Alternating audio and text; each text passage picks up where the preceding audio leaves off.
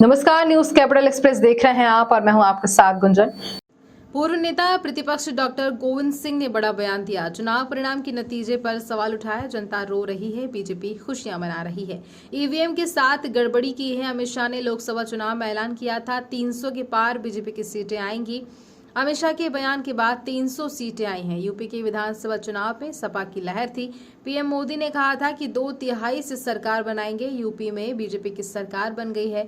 EVM hack करके परिणाम बदले जाएंगे।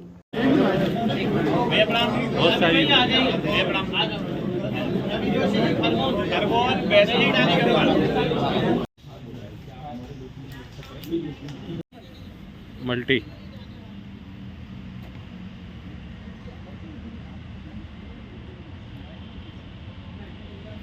जनता ने हमारे साथ 35 साल हमें साथ दिया। इस बार भी हमें नहीं लगता था कि कहीं वो प्रशासनिक दुरुपयोग हुआ। मैंने पहले ही पूर्व में आप सबको बता दिया था। कलेक्टर भारतीय जनता पार्टी का एजेंट बन के काम कर रहा था।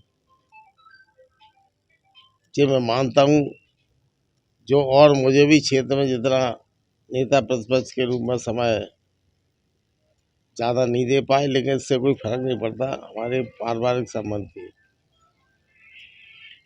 और मुझे जो जनता ने अगर निर्णय सही दिया है तो हमें स्वीकार है। मैंने पहले ही घोषणा की थी चुनाव नहीं लड़ूंगा, लेकिन सरकार बनने के कारण कार्यकर्ताओं ने दबाव की सरकार बन रही है तो आप चुनाव लड़ो, हमारा क्षेत्र का विकास होगा, इसलिए चुनाव लड़े थे।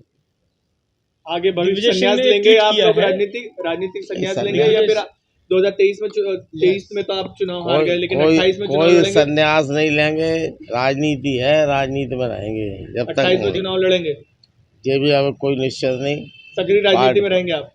आएंगे, पार्टी हमें काम देगी, हमको पार्टी की जिम्मेदारी दिग्विजय सिंह ने संभालेंगे। ट्वीट किया है कि सर्वोच्च न्यायालय और लोकसभा लड़ेंगे आप चुनाव? लोकतंत्र की रक्षा करे। लोकसभा का चुनाव लड़ेंगे आप? ईवीएम पर सवाल उठाते हुए लोकसभा का चुनाव लड़ेंगे आप? मैं अभी कोई बात कहने में असमर्थ हूँ।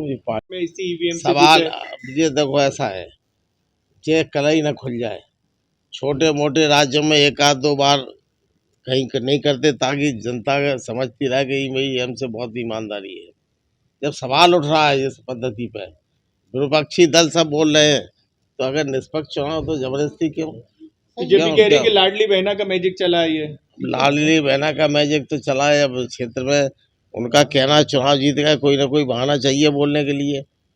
और बांटने में कहीं गलती हुई है क्या टिकट वितरण में कोई गलती को लेकर कोई गलती नहीं थी। बहुत अच्छे सच्चे लोग। ओवर कॉन्फिडेंस में आ गए? नहीं, कोई ओवर कॉन्फिडेंस नहीं। हम लोगों ने, हमारे कार्यकर्ताओं ने मेहनत की, खून पसीने लगा, जनता साथ थी। पब्लिक मीटिंग में साथ है, जगह जगह सैकड़ों पत्रकार लोगों ने जब घूम के बताया कि इस बार तो अधिकारी बधाई दे रहे, कर्मचारी बधाई दे रहे, प्रेस वाले कह रहे सरकार बन गई, बधाई दो।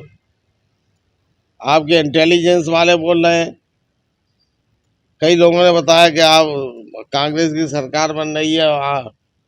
भारतीय जनता पार्टी के नेताओं ने मुझे स्वयं कहा मेरे भाजपा के सर्वे में डॉक्टर साहब आप जीत रहे हो।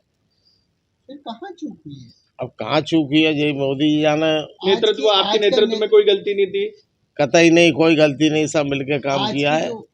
और इतनी कम सीटें होना खेदजनक है।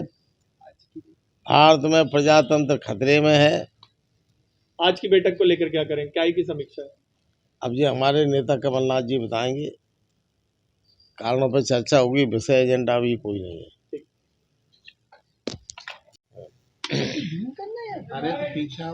मध्य प्रदेश में भारतीय जनता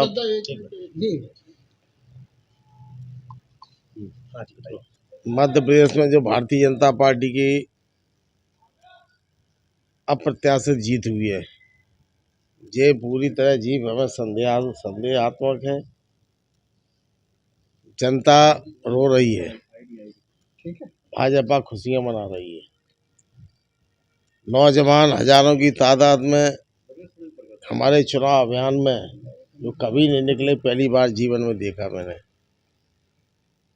आक्रोश इतना था कि बिना हमारे प्रयास के भारी भारी रैलियां लोग इकट्ठे होते थे।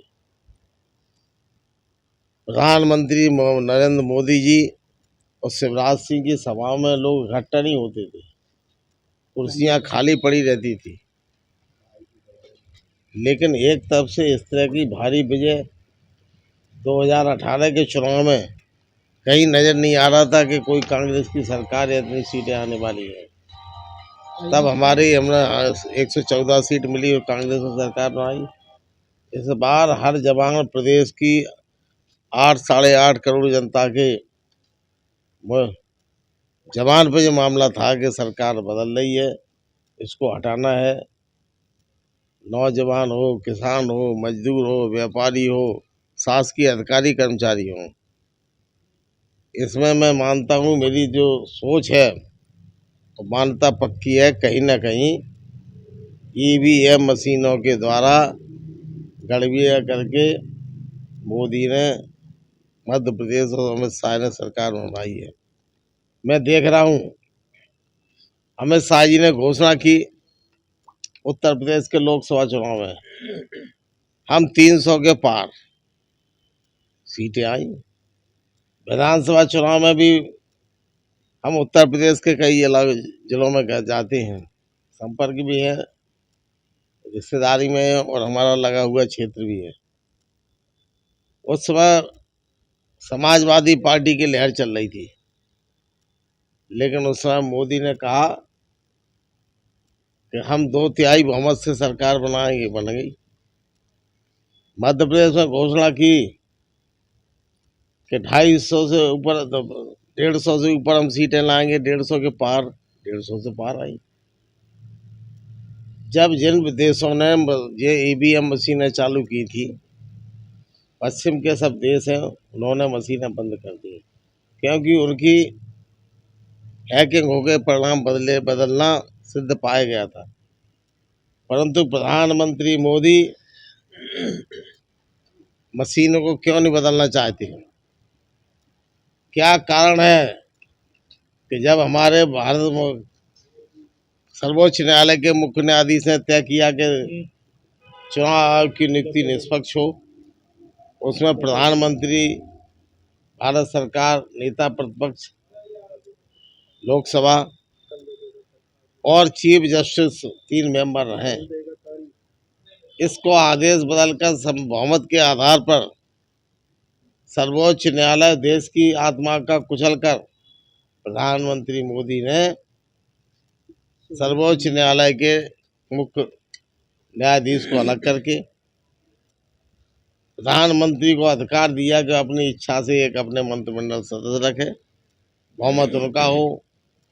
नहीं, अगर निष्पक्ष चुनाव थे, ईमानदारी, नियत साफ थी, तो फिर ये लोकसभा में, राज्यसभा में कानून बना के निर्णय बदला क्यों? इसका जवाब भारत